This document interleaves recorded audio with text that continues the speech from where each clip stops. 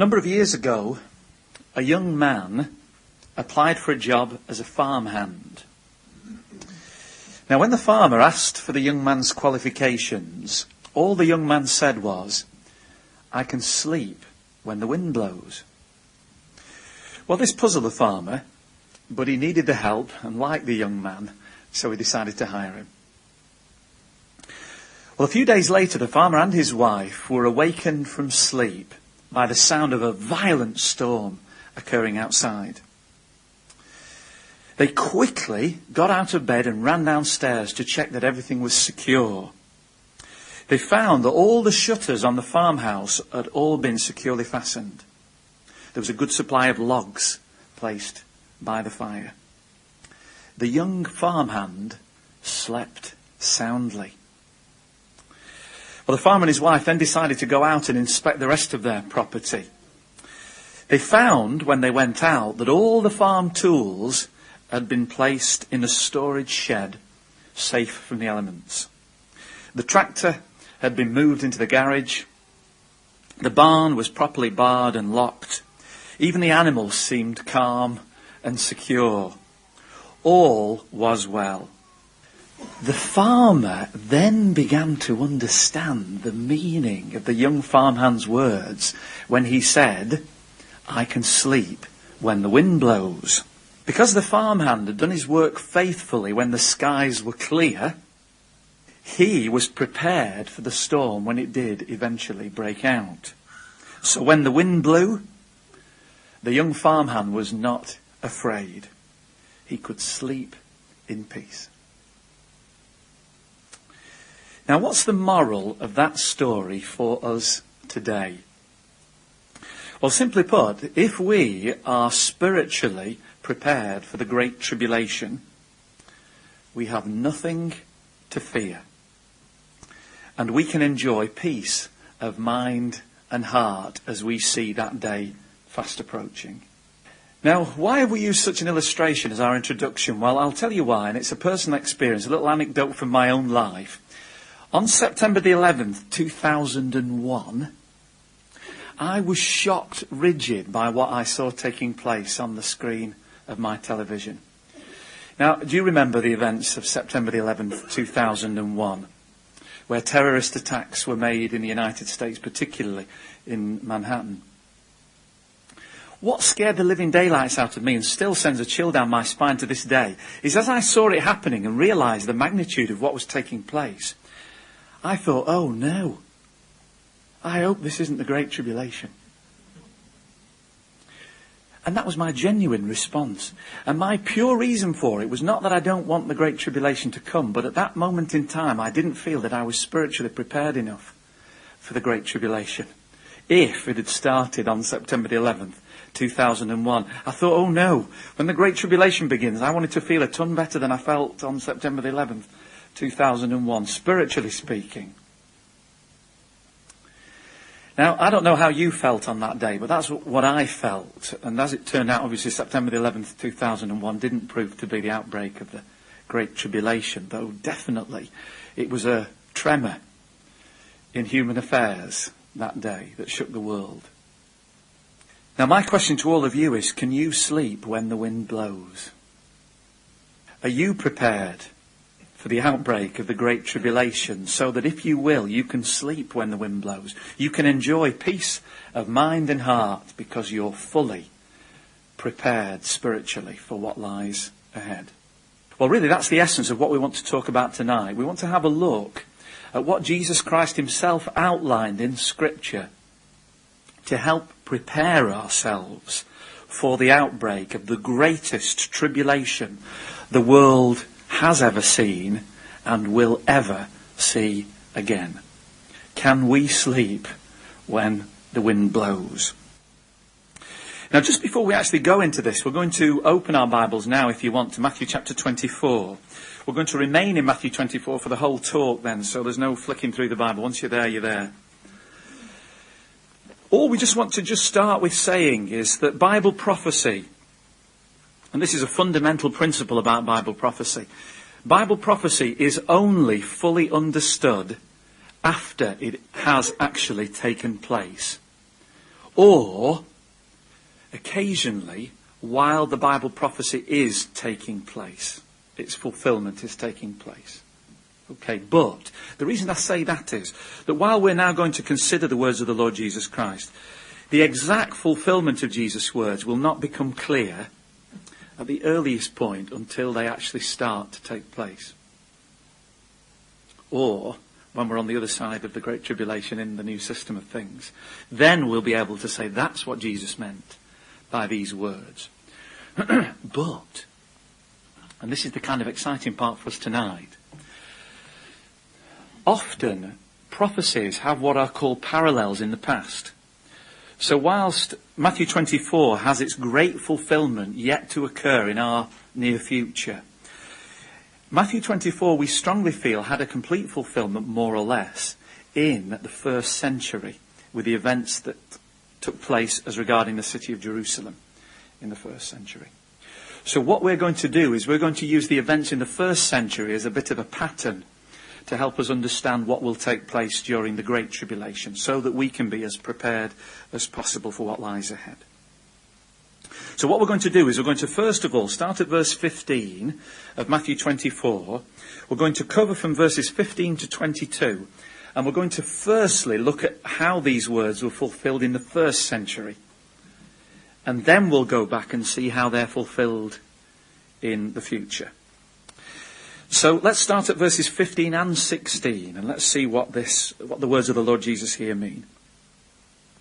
Verse 15, Jesus said, "Therefore, when you catch sight of the disgusting thing that causes desolation, as spoken of through Daniel the prophet, standing in a holy place," let the reader use discernment, "then let those in Judea begin fleeing to the mountains." So we could well ask, really, what was the disgusting thing that causes desolation? And how did it stand in a holy place back in the first century? Well, the disgusting thing proved to be the Roman armies under General Cestius Gallus in the year 66 of our common era. Why could we say that these were a disgusting thing standing in a holy place? Well, when Romans marched into battle, they would carry with them what they call their standard, which was basically a pole with what they call ensigns on, which were religious idols for the Romans. They were viewed with religious veneration, these standards.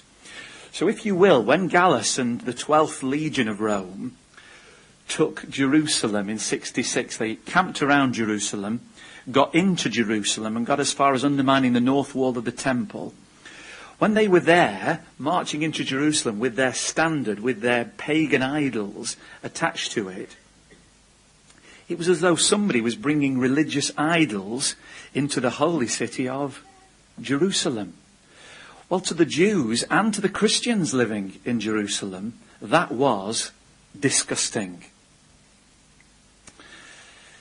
Now, what I'd just like to highlight, though, just as a little bit of background, is why did Gallus, with the 12th Legion, because he was just the governor of Syria, Cestius Gallus, why did he come with the 12th Legion to attack Jerusalem?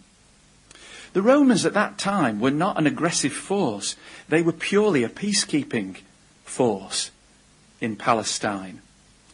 They were trying to enforce what was called in those days the Pax Romana. They weren't aggressive. It wasn't their role at all. What had sparked off such a violent response from the Roman armies? Well, what had happened, it all hinged around a hilltop citadel named Masada. I don't know whether you've heard of that. But early in 66 CE, a group of Jewish zealots attacked a Roman garrison that camped at Masada. Why did they attack Masada garrison of all garrisons? Well, the Romans had a large cache of arms stored at Masada. These Sicarii, they were called the dagger men, mentioned in the scriptures, interestingly.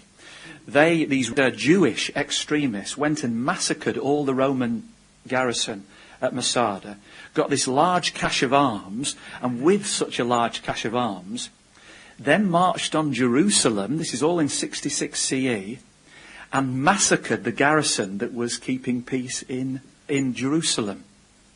So with Roman bodies lying all over the place, all over Palestine, Rome had no other option but to send in some kind of force to quell this Jewish uprising in 66. And that was why the nearest garrison, legion, was in Syria, where Governor Cestius Gallus was, and they were called in to try and just quell this Roman uprising. All I want you to just remember about this is that the role of the Roman troops, this disgusting thing, was purely that of a peacekeeping force. That was its major mandate. But it went hostile due to religious extremists.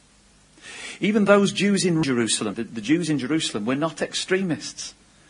Many did not support what was being done by the Zealots. But all the same, they came under the same aggression from Rome as all those did in Jerusalem. What is this holy place that it stands in? Well, what we would emphasize is that in verse 15 it says a holy place, not the holy place. A holy place in this setting proved to be the city of Jerusalem with its temple. Interestingly, Jerusalem was not Jehovah's holy place. Jehovah had cast off Jerusalem as his city in the year 33 CE. When the curtain of the temple, the curtain that separated the holy from the most holy, was rent in two, really exposing the most holy as being devoid of the Ark of the Covenant, which symbolised Jehovah's presence, and the Shekinah light, indicating that Jehovah had left his people, Israel, after their execution of his only begotten Son. From that point on, the temple that Jehovah was using was not a literal temple, but a spiritual temple. It was the great spiritual temple arrangement, the main parts of which existed in heaven. So I just want you to store that little fact as well, that Jerusalem was not God's holy place at the time. It was just a holy place, holy to the Jews, not to Jehovah. What about verse 16 then? Well, the direction here for obedient followers of Christ was, as soon as they saw this disgusting thing standing in a holy place, well, they had to flee to the mountains. But you might think, well, how could they have fled to the mountains when there was a Roman legion surrounding Jerusalem? Well, you may know, and the historian Josephus records very clearly, that for some unknown reason to Josephus and still to historians today, Cestius Gallus, when victory was well within his reach, just commanded that the legion turn tail and leave Jerusalem. The Zealots felt that this was God directing matters for them, and therefore they followed these Roman soldiers for a distance of 30 miles, attacking them and killing Roman soldiers as they left. But to obedient Christians, they saw this as the golden window of opportunity to be obedient to Jesus Christ, their leader, when he said, when you see this disgusting thing, well then start fleeing to the mountains. And sure enough, Christians en masse, as soon as Gallus left with the legion, they started to make their exit out of Jerusalem to the mountains. Interesting little point I'd never noticed before. Verse 16 doesn't say let those in Jerusalem begin fleeing to the mountains. It says Judea. If you will, the events taking place in this holy place was a signal for all Christians living in the whole country of Judea to make their exit as soon as the disgusting thing stood in a holy place. And that's what Jews in Judea began to do. Where did they go? Well, Jesus told them to go to the mountains. History tells us. Does anybody know where they went to? History sort of tells us that they went to a place called Pella. Now, Pella's in the area of Perea. It's east of the Jordan River. So, if you will, they had to go down to the Jordan River, cross the Jordan River, and then go up to this hilly capital of Pella.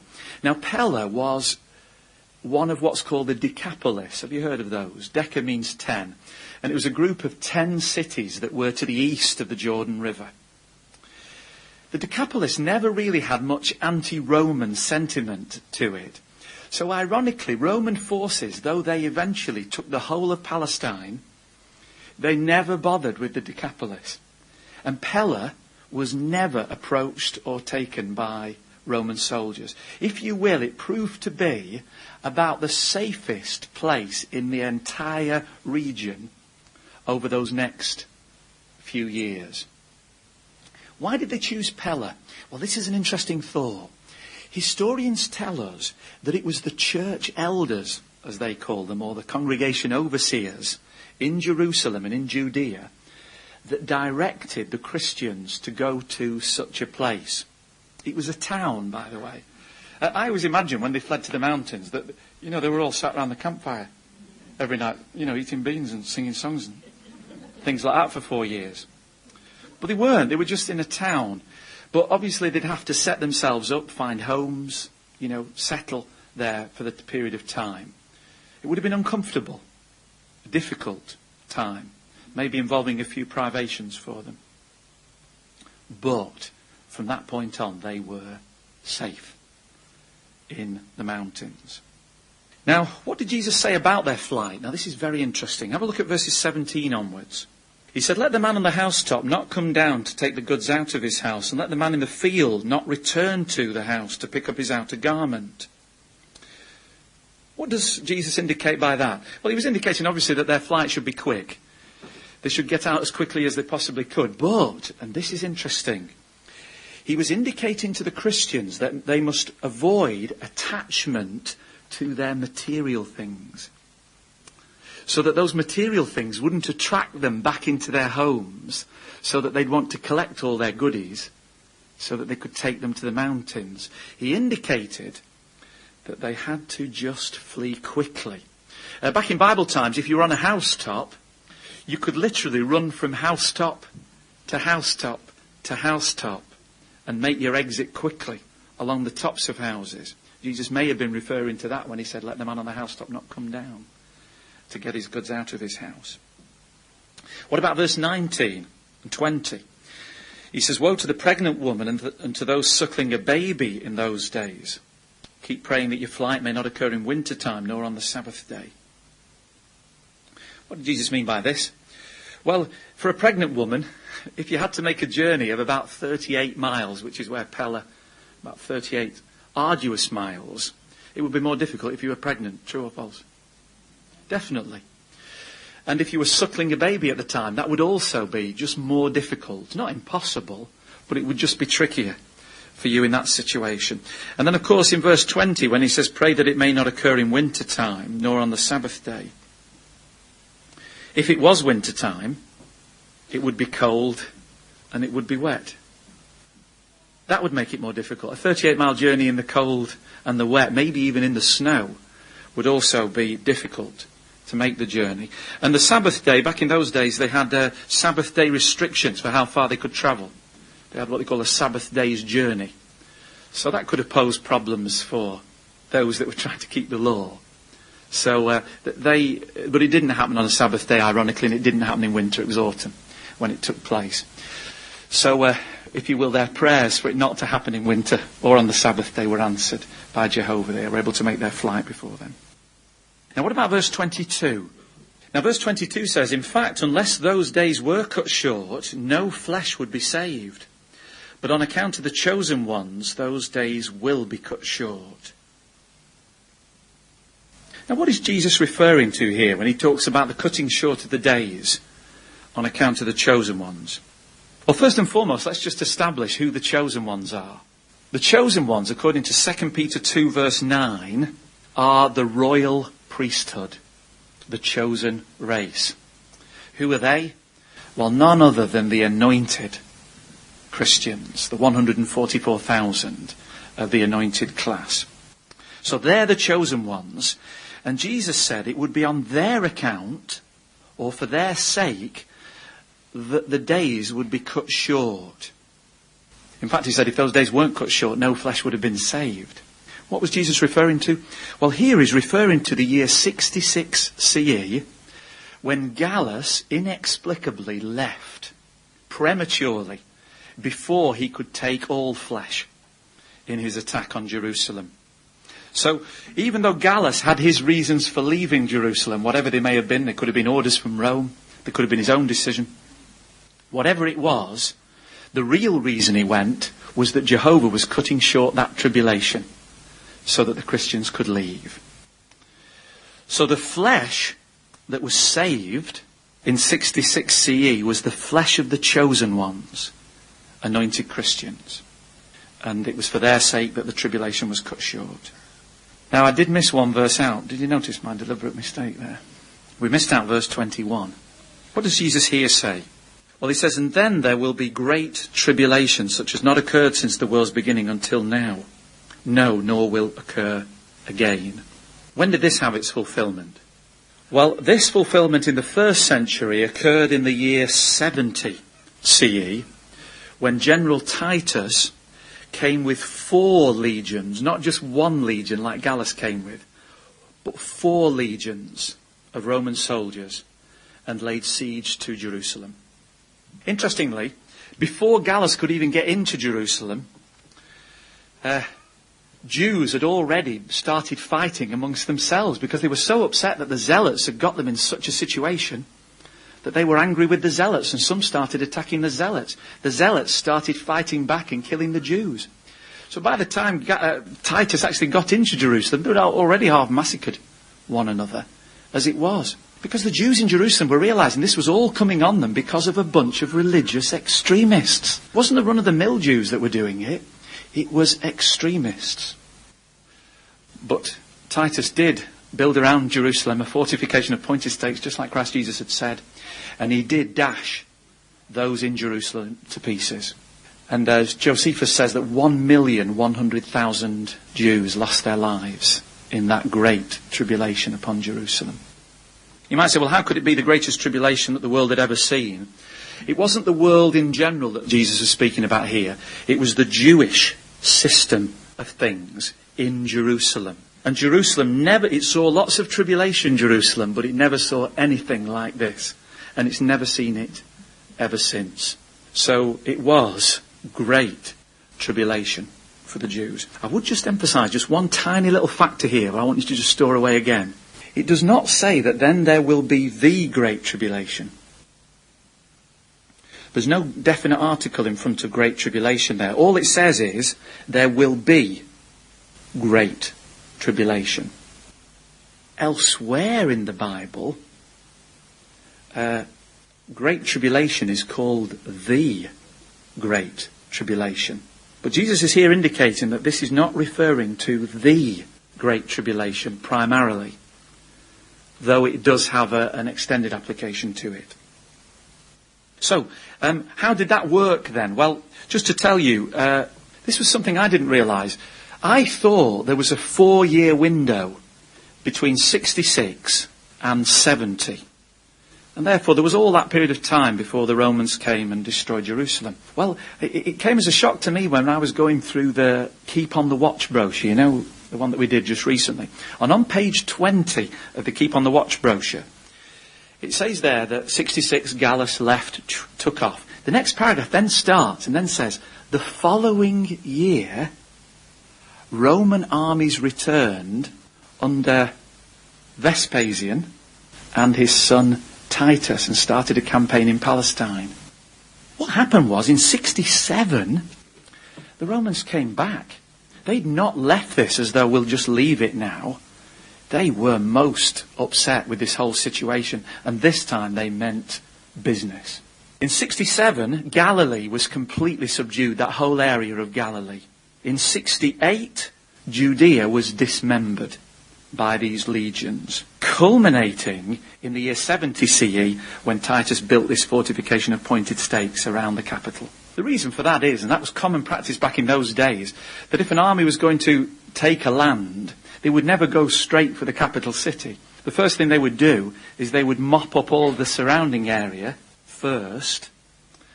Otherwise, when they laid siege to the capital, they were always in danger of being attacked from behind. So they mopped the country up and then laid siege to the capital, Jerusalem, the jewel in the crown for the Romans. So if you will, the window of opportunity the Christians had to flee to the mountains was only a brief window. It opened, but then something like a year later, it closed again. And it became almost impossible then to make the flight to safety. Okay, so that basically summarises the first century fulfillment. Now what I'd like to do is just look at our visual aid on the board, okay, just to help us put everything into perspective. Our first timeline, we've got two timelines there running parallel, but our first timeline is the first century, if you can see that over there. So what happened was, if you will, the tribulation for the Jews began in the year 66 CE, looked like it was going to take all flesh, but then, as you can see, it was cut short by Jehovah, providing an interval or a window, if you will, between two phases of their tribulation. The second phase of the Jewish tribulation there began in 67 CE, when Vespasian and Titus returned to the Holy Land, and, if you will, it just continued to a culmination in the year 70 CE.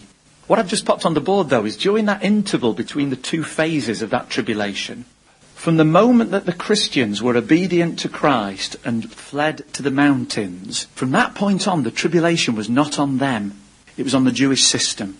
From the interval onwards, the tribulation was on Jews, not Christians, and therefore they were 100% safe from that point on.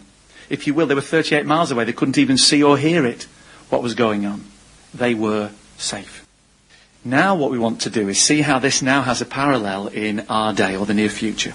So let's have a look back at verse 15. Okay. Now, there again we read there that it says, when you catch sight of the disgusting thing that causes desolation, as spoken of through Daniel the prophet, standing in a holy place, the reader used discernment, then let those in Judea begin fleeing to the mountains. What is the disgusting thing today, and how will it stand in a holy place? Well, what parallels the Roman peacekeeping force in the first century today? What powerful organisation today has as its mandate to keep world peace? Well, it is the United Nations organisation that initially appeared in 1918 as the League of Nations and then changed its designation in 1945 and became the United Nations. Why could we say that it is a disgusting thing? Well, basically, the whole tendency of the United Nations is to turn people away from God and Christ, and therefore it is a disgusting thing, a desolating thing, and the product of Satan the devil. It parallels so well the role of the Roman armies in Palestine prior to 66. How will it stand in a holy place? Well, do you remember we said that Jerusalem was not God's holy place, but it was a holy place to the Jews? Well, what corresponds to Jerusalem in its apostate sense? Well, it's the organisation of Christendom.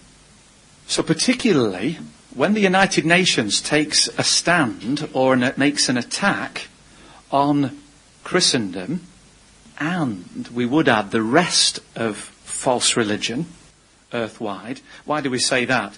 Well, subsequent to these words of the Lord Jesus Christ, John was inspired to write about a harlot called Babylon the Great that pictured the world empire of false religion, the most reprehensible part of Babylon the Great being the organisation that claimed to worship the God of the Bible, which is Christendom. So though Jehovah will be executing judgment particularly on Christendom at this time, the attack of the United Nations will be on false religion as a whole, Babylon the Great. This will herald the outbreak of the Great Tribulation. This is the opening part of the first phase of the Great Tribulation, the attack of the United Nations on Babylon the Great. And that's why we've just got, on our board here, we've got the initial start of it as being, what I put, BTG, destroyed. Do you understand what that is? Babylon the Great, okay. So as soon as Babylon the Great is destroyed, or the attack is made on Babylon the Great, well, that is the sign that the Great Tribulation has begun. If you will, the disgusting thing has now stood in a holy place. Not God's holy place, but holy to those that adhere to it. What I'd like to do now is I'd like to jump to verse 22. Now we read there, it says, in fact, unless those days were cut short, no flesh would be saved. But on account of the chosen ones, those days will be cut short. How does this have a fulfillment? Well, basically, when Babylon the Great is attacked, Jehovah's Witnesses and the anointed, the faithful and discreet slave part of Jehovah's Witnesses, will obviously not be exempt from the attack on religion. It's not as though they'd say, well, you're Jehovah's Witnesses, you're nice, true religion, we'll leave you alone. No, they'll tar us with the same brush as all of religion, as an international irritant, even though probably it indicates that it will be sparked by just religious extremists who will probably spark the venom of the United Nations, a peacekeeping organisation. Now, what do we mean by this? Well, what will happen is it will look like, during the first phase of the Great Tribulation, it will look like the chosen ones themselves, the anointed, are going to be threatened by this attack. But just when it looks like the flesh of the chosen ones is about to be destroyed, Jehovah will cut short the tribulation. He will stop it dead in its tracks. Just like he did with Cestius Gallus in 66. We don't know how he'll do it, but there will be, we strongly feel, a cessation in the Great Tribulation and the beginning of what we will call an interval in the Great Tribulation. Now this is really important. I'd never really thought about this. I did these watchtowers that this is taken from 10, 15 years ago when we did them. But I never realised that there was going to be an interval in the Great Tribulation where everything's going to go nice again. Now the reason I just mentioned this is this is so important because of this. Let me just get this clear in my mind. We know that there'll be an interval because in Revelation, after the harlot has been devastated by the scarlet-coloured wild beast, remember she's eaten, completely consumed and then burned with fire.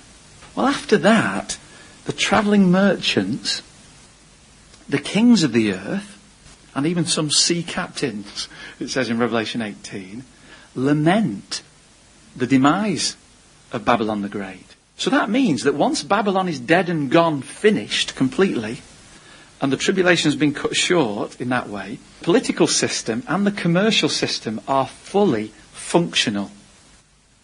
They're fully healthy, living, breathing, up and running, and very sad about what they've just done to Babylon the Great. They'll be thinking, what about what we're going to do now with no Christmas? Who's going to buy all our goods now? So, do you get the idea? Now it's during this interval that we now have to obey Jesus' words in verse 16, where Jesus says, then let those in Judea begin fleeing to the mountains. Well, of course, we're not just in Judea now. We're a worldwide organisation. So it's not that we have to flee to some geographic location. But we're led to believe here that what we will have to do is we'll flee to Jehovah's mountain-like organisation. That just as Isaiah 2 says that the mountain of the house of Jehovah is to be lifted up above the top of the hills, it's as though Jehovah's organisational structure and the congregations earthwide will be where we'll have to flee to in a spiritual way, not a literal way, in order to attain Jehovah's protection and care. It may well be as well, just because in Daniel chapter 2, a mountain is seen where a stone is cut out that strikes an image and obliterates it. That mountain of Daniel chapter 2 represents Jehovah's universal sovereignty.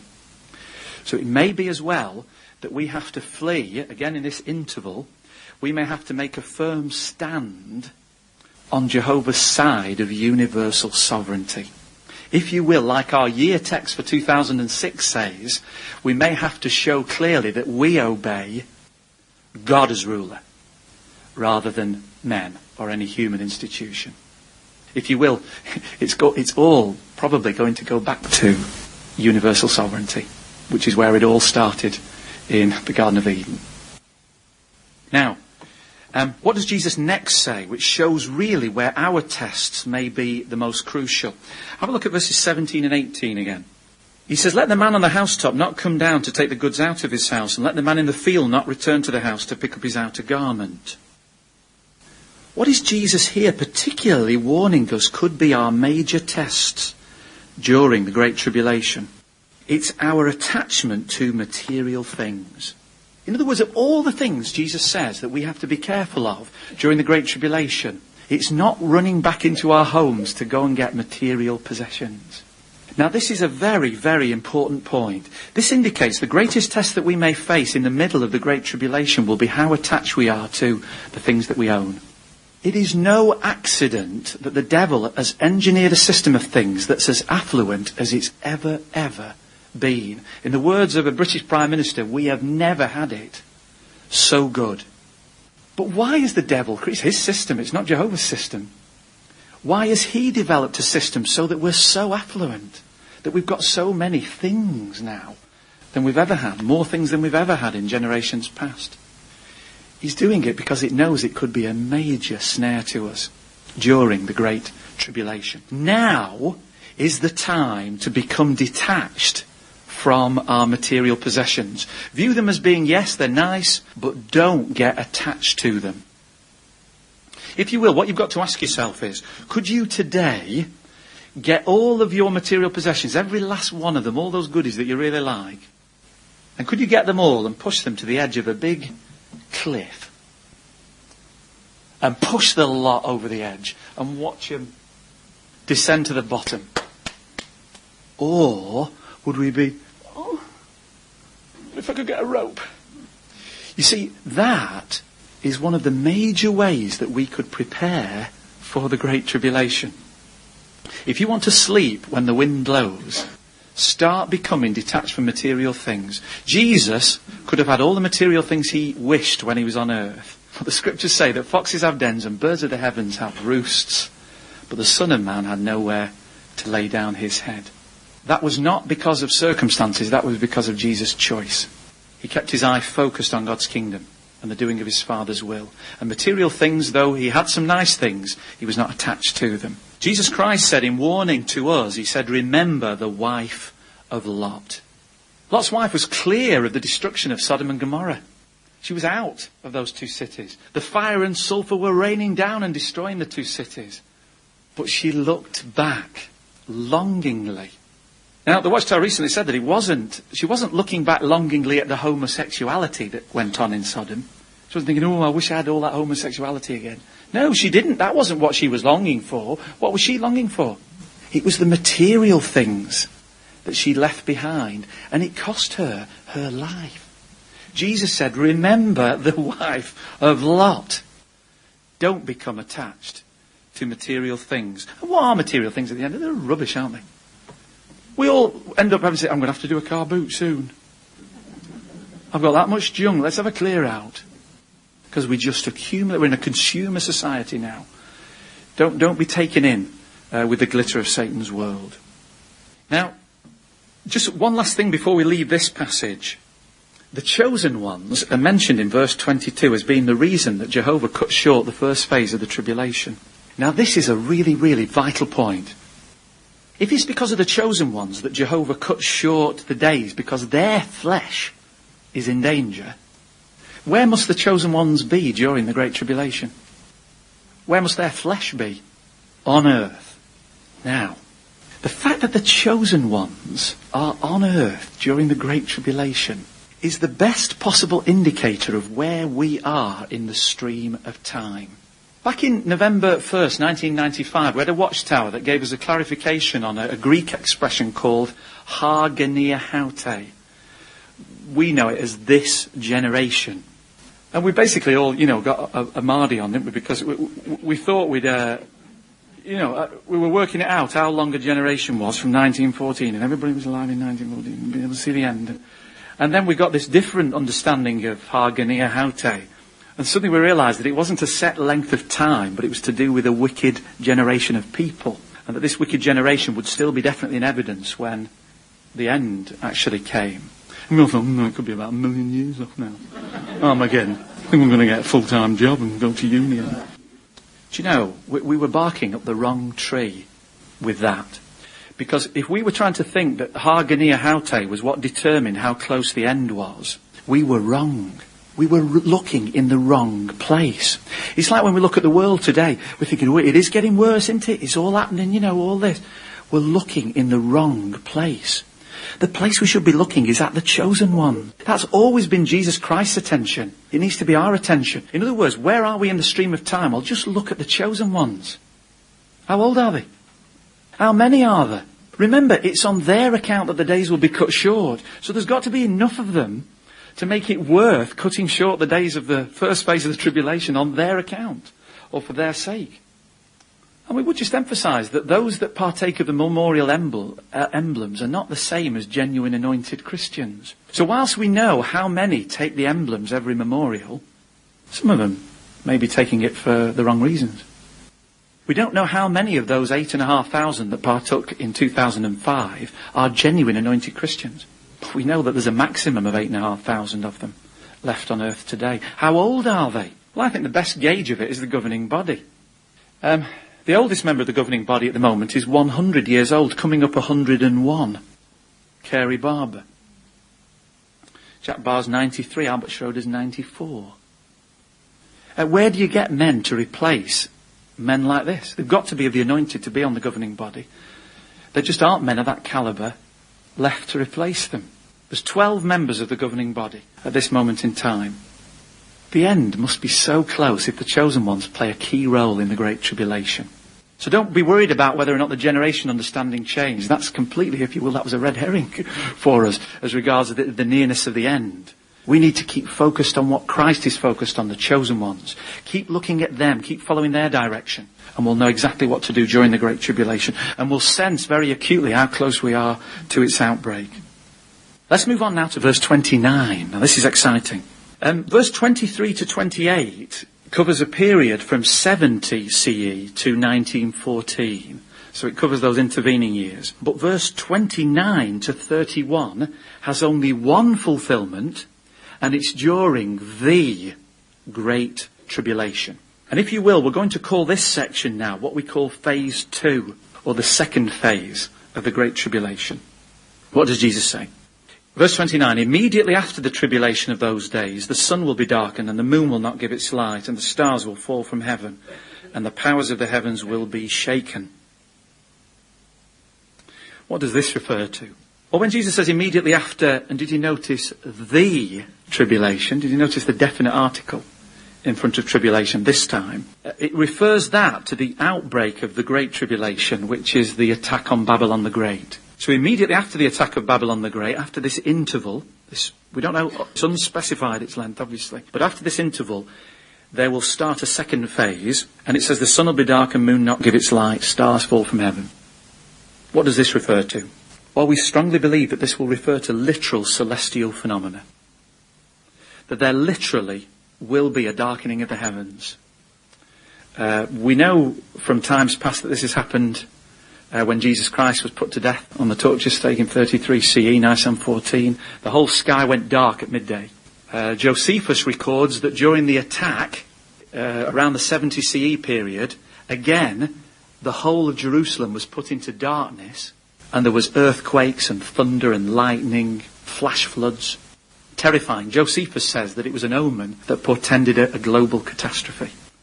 So we believe that the second phase of the tribulation will start with dramatic celestial phenomena that will know that the interval is now over.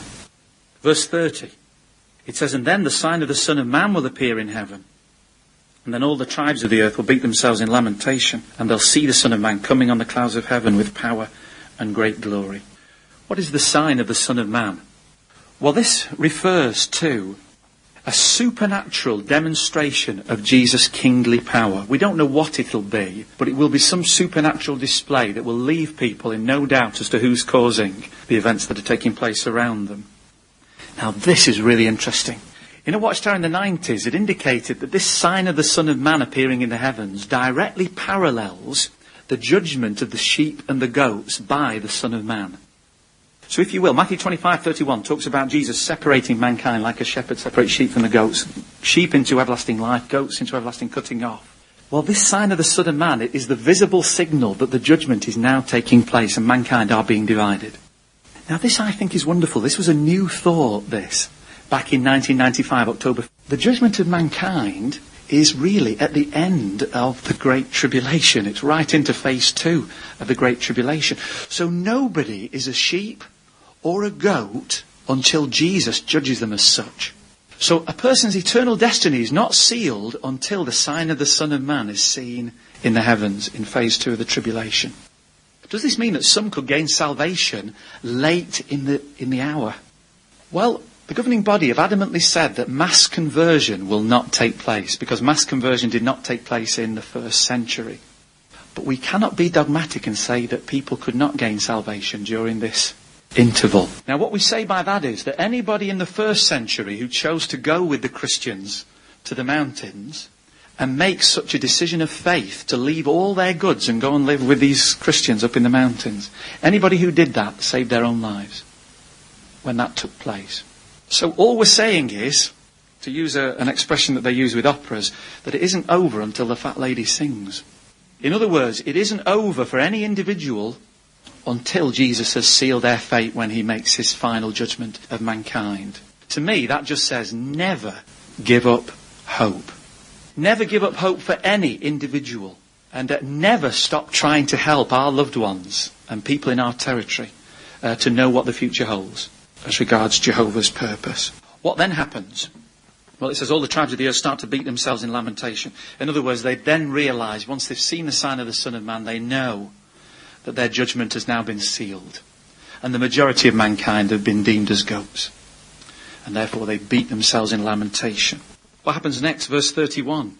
It says, and he will send forth his angels with a great trumpet sound, and they will gather his chosen ones together from the four winds, from one extremity of the heavens to their other extremity.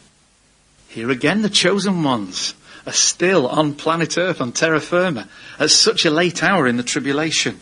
What does it mean for them to be gathered? Well, it means that they are sealed and clearly identified as God's chosen and faithful.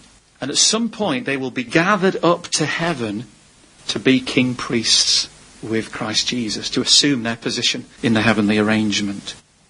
There you can see on the chart the sequence of events that will take place during phase 2 of the tribulation. What I ask you is, can you sleep when the wind blows?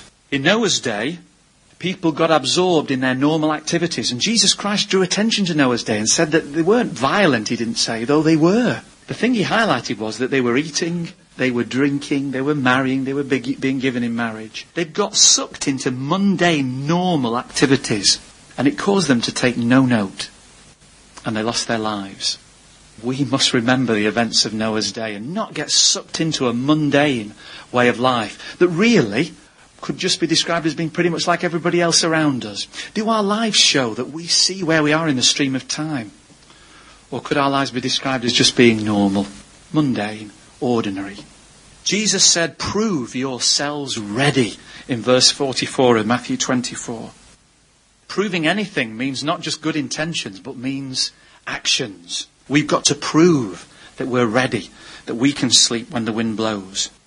What do we need to do to have peace of mind and heart when the great tribulation arrives? Well, now we need to be men and women of prayer. Be vigilant with a view to prayer. We must fight distractions. We must fight attachment to the material things that we acquire today. We must be holy in our conduct and busy in deeds of godly devotion, having plenty to do in the work of the Lord. If we do, we can be peaceful, confident and calm when the winds of the great tribulation eventually start to blow.